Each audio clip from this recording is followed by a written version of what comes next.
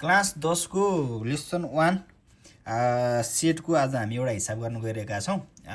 Class 8, 9, 10 मा पढ्ने विद्यार्थीहरू जसलाई म्याथ अलिकति अप्ठ्यारो लाग्छ, तपाईहरुले चाहिँ मेरो भिडियोबाट आनन्दले सिक्न सक्नुहुनेछ। म एकदमै इजी तरिकाले हजुरहरूलाई सबै क्वेशनको एन्सर गरिदिनेछु। हजुरहरूलाई कुनै जिज्ञासा भए त्यो पनि सोध्न सक्नुहुनेछ। हजुरहरूले नबुझ्नु भएको क्वेशनहरू कुनै छ भने त्यो हजुरहरूले मलाई फोटो पठाउन सक्नुहुनेछ, यो गरिदिनुस् भनेर। ल आज हामी सेटको एउटा हिसाब गर्न गइरहेका छौँ। एकदमै सजिलोबाट सुरुवात गर्छौँ। सजिलोबाट सुरुवात गऱ्यो भने हजुरहरूलाई पनि बुझ्नलाई सजिलो हुनेछ। बिस्तारै बिस्तारै हामी सबै आनन्दले इजी तरिकाले सिक्नेछौँ है त। युनियन हेर्नुहोस् है, म क्वेशनदेखि नै हजुरहरूलाई एकदमै बुझाएर आनन्दले गरिदिनेछु। के भए पिन यसलाई मानौँ ए, यसलाई मानौँ बी है, यसलाई मानौँ ए, यसलाई मानौँ बी, यसलाई मानौँ 30, यसलाई मानौँ 40, अर्को पेनले लेख्छु है, यसलाई मानौँ एक्स है, अनि त्यसपछि यसलाई मानौँ 10। हाम्रो यो पुरै चाहिँ के भयो, युनियन भयो नि त, युनियनको भयो। अब यो पुरै चाहिँ हाम्रो के छ रे भन्दाखेरि तिमीहरूको क्वेशनमा नम्बर अफ युनियन भनेर चाहिँ मानौँ 120 छ है त, 120। यो पुरै चाहिँ 120 छ। अब हाम्रो ए र बी दुईवटा गोला छ है। एकदमै इजी भाषामा इजी तरिकाले सम्झाउँछु, आनन्दले ध्यान दिएर सुन, तिमीहरूले मजाले बुझ्छौ है त। दुईवटा गोला छ, यो 30 छ रे है, यो 40 छ रे बी, अनि बिचमा यो ए पनि बी पनि एक्स छ रे। अनि यो दुईटै बाहेक युनियनभित्र को, तर यो दुईटा बाहेक ए र बी को गोलार्ध बाहेक चाहिँ कति छ रे त, 10 छ रे। भनिसकेपछि अब हामीले निकाल्न पर्छ, के निकाल्न पर्यो भन्दाखेरि एक्स को भ्यालु निकाल्न पर्यो है। एक्स को भ्यालु निकाल्न पर्यो number of only one M है, यो भनेर चाहिँ ओन्ली ओन ए है, number of only own A. Only one भनेर चाहिँ ए मात्र, यो एरिया भने त बी को पनि पर्यो नि त होइन, ए र बी गोलोभित्र बीले पनि छुवा नि त यति त, त्यो कारणले गर्दाखेरि यो परेन है। ओन्ली वान भनेको चाहिँ यो बाहेकको यति छ नि, त्यति चाहिँ number of only one A चाहिँ कति छ त हाम्रो भन्दाखेरि 30 छ। पहिला हामीलाई गिभन लेख्ने हो, यो भनेको गिभन भयो, यो क्वेसनमै हुन्छ तिमीहरूलाई, अथवा यो सोध्न पनि सक्छ होइन। ल अहिले इजी तरिकाले जाउँ, यो तिमीहरूलाई क्वेसनमै दिएको छ, गिभनमा नम्बर अफ ओन्ली वान ए पनि दिएको छ 30। अब यो के हो रे त, यो के हो, number of only one A चाहिँ यति भइसकेपछि number of only one B 40 है। Number of only one B is equal to 40 भयो नि त।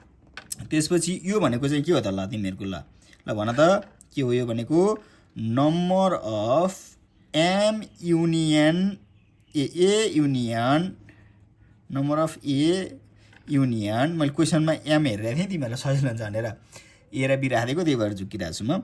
Number of A union B को whole square is equal to, यो चाहिँ कति हुन्छ त 10।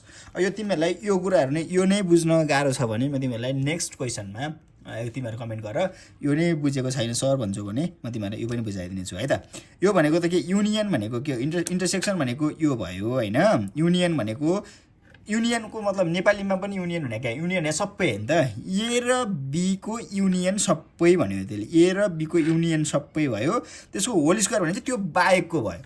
युनियनभित्र यो यो यो युनिभर्स भनौँ अथवा युनियन भनौँ वाटेभर होइन, यो युनियनभित्र, यो युनिभर्सभित्र ए र बी को पनि युनिभर्स छुट्टै छुट्टै छ होइन त। ए र बी को युनिभर्स बाहेक, यो माथि भनेको चाहिँ बाहेकको चाहिँ कति हो त हाम्रो 10 हो है। त्यही भएर यसरी लेखेको, यो सिम्बल पनि म तिमीहरूलाई अर्को भिडियोमा बुझाइदिनेछु, बुझेको छैन भने है। त्यो भनेको 10 भयो। अनि X is equal to what भनेर हामीलाई क्वेसन रहेको छ है त।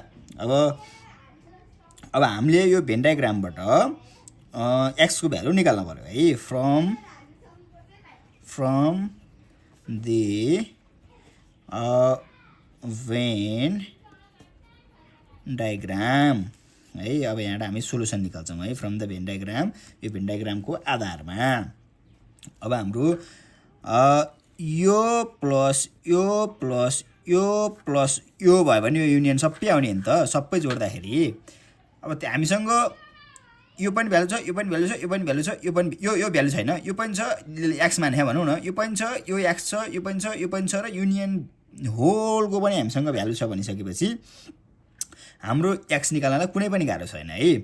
अब यहाँबाट तिमीहरूले नम्बर अफ युनियन भनेको के हो बुझ्नु पऱ्यो मेनमा। नम्बर अफ युनियन भनेको यो गोलोभित्रको होइन त, यो सबै भनेको के हो त भन्दाखेरि number of only own A plus यो X plus number of only on B plus number of A union B को ल हो कि होइन। ल भन त, यो बाहिरको प्लस यो गर्दाखेरि नम्बर अफ युनियन आउँछ हाम्रो।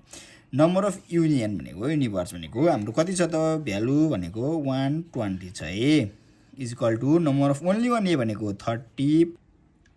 मेरो के कारणले भिडियो काटिएछ ल त्यसमै हो, यसमा टक्क भ्यालु राख। Number of only one A, number of only one B 40 छ, number of A union B को होल स्क्वायर भनेको होल माथि भनेको हाम्रो 10 छ। यो बाहेक भन्ने बुझिन्छ है, बुझिहाल्यो तिमीहरूले। यो हाम्रो यहाँ क्वेसनमै छ, इजी छ, केही पनि छैन। त्यो सबै भ्यालु राखिसकेपछि 3 + 40 + 10 भनेको 80 भयो, प्लस एक्स 120 को 120 भयो। यो 80 यता आउँदाखेरि के भयो माइनस भएर आयो, 120 - 80 = एक्स, एक्स = 40। हाम्रो एक्सको भ्यालु कति आयो त 40 आयो त। ल आजको लागि यति नै। केही बुझेनौ भने क्वेसन गर्न सक्छौ र भोलि हामी फेरि सेटकै अथवा अर्को कुनैको एउटा हिसाब लिएर आउनेछौँ। सेटको योभन्दा अलिकति अप्ठ्यारो इक्जाममा आउन सक्ने खाले क्वेसनहरू हामी लिएर आउँछौँ है त। हस्, धन्यवाद।